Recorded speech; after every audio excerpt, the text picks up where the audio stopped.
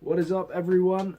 So the movie Elle, I'm not sure how long ago this movie actually came out. I know it's a French language movie that probably came out a long time ago in other countries, but in England we just got it, and this felt like the sort of movie I wanted to talk about. I've never spoken about a foreign language film on this channel.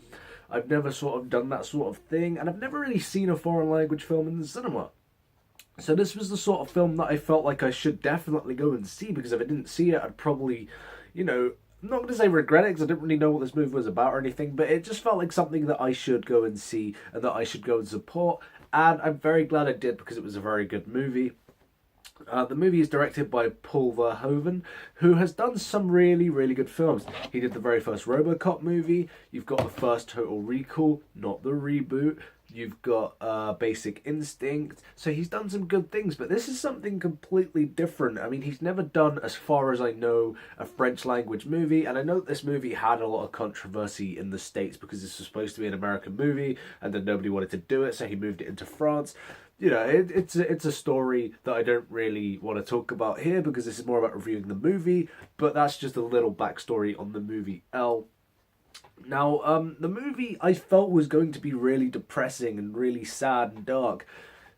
It's not as sort of depressing as you would think it would be. It was described as a black comedy, and I wouldn't really myself personally describe it as that because it wasn't very funny, but at the same time it wasn't like a depressing movie because the subject matter is something very serious and something that you can't put into light. And walking in, I was sort of worried that maybe this movie being a black comedy, it might try and do that sort of thing and be in poor taste, but it's really not. All of those worries are put aside. Now, this movie, the plot follows Isabelle Huppert, who I don't know anything she's been in. I've never seen any of the French movies she's been in. All of the French movies I've seen, I think, are Taxi and La Vie en Rose. So I haven't seen any of her movies, but she is so good in this movie. She really does carry this movie and does such a good job at such a hard thing to put onto the screen. Now, the story starts off with a rape scene. Now, that is the basics of the plot. The movie is about a woman called Michelle, played by Isabelle Huppert, like I mentioned, who is raped in her own home in broad daylight.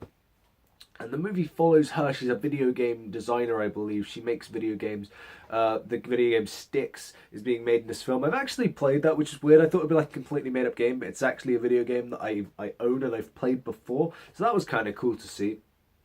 But anyway, so yeah, she is raped in her own home, and she, sort of right at the very beginning, you see her just carrying on with her daily life. I mean, obviously she's affected by it, but she's not showing it like some people would, and it's like, okay, that's kind of a bold thing to show. So she's just carrying on like normal. She's acting like nothing really happened. But throughout the film, she refuses to report this to the police because of something to do with her past, which I won't bring up here because if you were like me and know nothing about the film going in, then it's probably better that way because there are some genuine surprises to be had.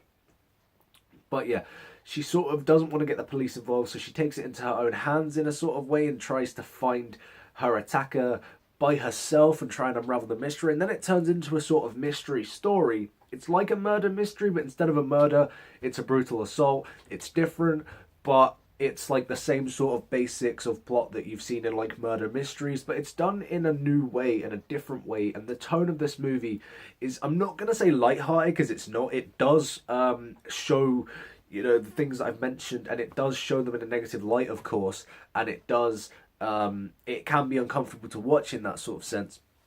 But at the same time, it never becomes something. I mean, I was uncomfortable watching certain scenes of the movie, but it never becomes a film that you can like not bear to watch because it's so uncomfortable. So it was kind of different to see something that takes this subject matter and do it in that way that's different to what we've seen on the screen before.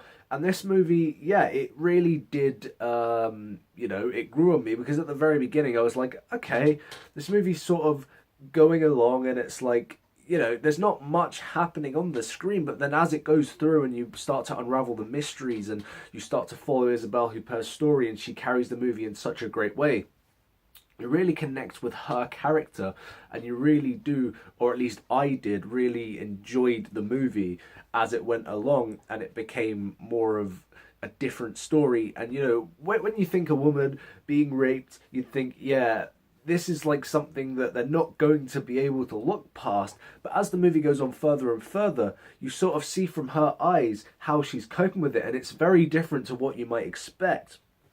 So I really like this movie and the boldness of this movie. Paul Verhoeven did a very good job. I mean, it's something completely different to what I've seen from before with Basic Instincts and RoboCop and those movies. I haven't seen him do anything like this before. Maybe he has and I don't know about it, but this seemed like a completely different movie for him, and I'm really glad that I got the chance to see this movie, because I really didn't think I would, because it was limited release like most foreign movies in the UK.